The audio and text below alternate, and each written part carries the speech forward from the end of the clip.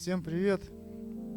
Прошел год, как вы уже видите, залили фундамент, возвели стены, гараж стал по параметрам больше, 6 на 8 в чистоте. А также мы пристроили туда углярку, котельную. Все будет под одной крышей.